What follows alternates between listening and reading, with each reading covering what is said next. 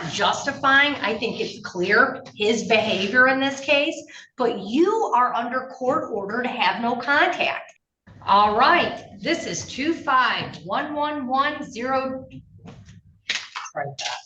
This is 250941 SM, the People versus Jessica Jezierski Glass. Aaron Wagner, on probation. Good morning, I'm James Gizek on behalf of Mr. Jezierski.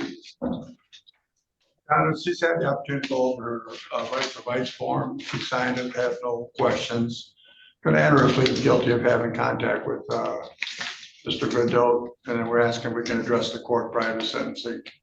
All right, ma'am, can you tell me your first and last name? Jessica Jezierski. All right, did you go over this probation violation arraignment and advice of rights form? I did. Did you understand your rights? Yes, And did you sign and date the back of that? I did. And you understand, ma'am, that if you enter a plea of guilty, you'll be waiving the hearing rights listed on this form. We're not going to have a hearing. Do you understand that? Yes. Okay. And you've had a chance to discuss that with your attorney? Yes. And you understand there's a allegation you failed to comply with the no contact order. That's a non-technical violation.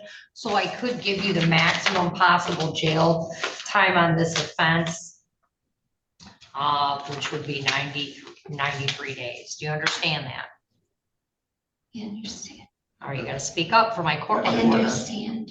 All right, knowing all of that, ma'am, how do you plead to the allegation you failed to comply with the no contact order? Guilty. Has anyone forced you, threatened you, or promised you anything to get you to plea? No. All right, I'll accept the plea.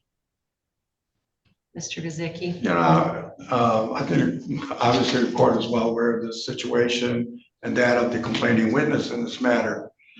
Ms. Jezierski, she's been under doctor's care for many psychological things. And Mr. Verduz's taken advantage. He's had contact with her, and although it's her fault, or she should not be talking to him, she's obviously, you know, he's manipulative, and she falls into the trap every time. You know, there's not much else I can really say, Your Honor. I'm just asking if there's an alternative to the 5 days in jail. As I indicated, court's aware of both parties in this case. I am. Yeah, and I just wish the court would take that knowledge into consideration. Ms. Wagaman, anything? The only thing that I have, Judge, is that I did call Ms. Jezierski directly before the last contact reported to me. That's what's so infuriating and frustrating about this. Correct. And then they had a phone conversation discussing the conversation that I had with Jessica to never contact him. Hang up if he calls you. Do not respond or react to any text messages. And not even 2 hours later, I got word that she talked to him. Here's the thing, ma'am. Mr. Verdu is going to use the criminal justice system to harass you and to punish you. Yes, you are. Yes, you are. Yes, you are. He's going to, because he's consistently done it. Here's the thing though, you're on probation. You had a court order, and in that order, I said, you can't have contact with him. And I'm gonna refresh your memory. Last time we were here, or the time before, when I learned that you had a VOP for contact with him. And then I was given a stack like this of the two of you going back and forth, where he was verbally harassing you, abusing you. I mean, the whole thing was disgusting. The entire thread of messages was disgusting, but you kept taking the bait. When you did that, I had a really long lecture, ma'am. And in that lecture, I told you, I can't make him. There are things you can do, and it looks like you've done it. At this point, I can't make him not contact you, but I can make you not contact him. And what'd you do? He starts using the criminal justice system again. He contacts you all the time, but you respond and you don't do what he wants, and he goes to your PO, right? Yeah. So he goes to your PO and provides some evidence that you have had contact with him, right? And then she calls you, and your PO tells you, do not have contact with him. The judge has ordered that you have no contact. Do you remember that call? Yes. And then the first thing you did when you hung up the phone with Miss Wagaman was do the one thing she said not to do, that I had previously ordered, previously lectured you on. We'd already been to court once on it. Do not contact this man.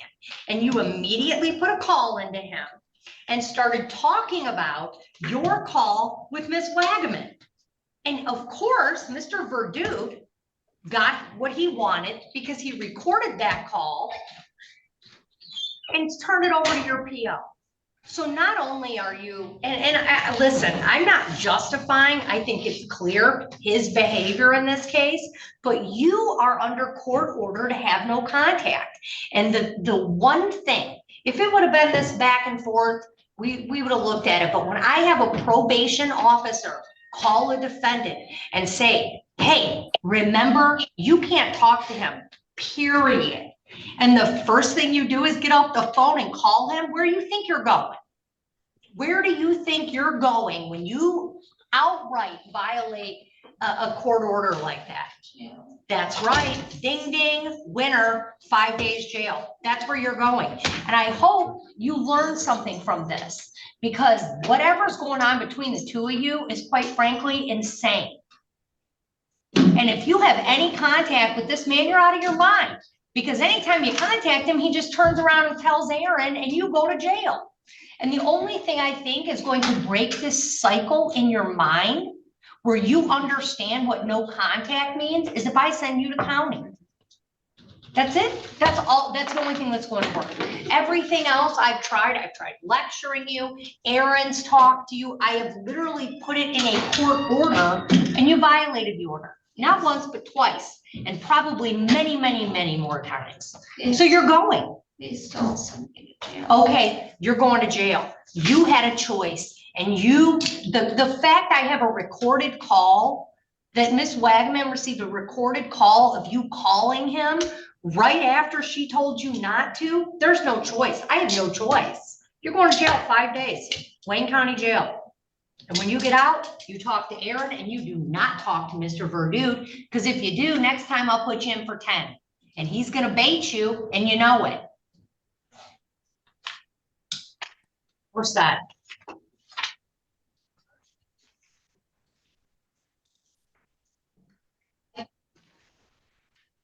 Are we having more problems? Yeah, it's not.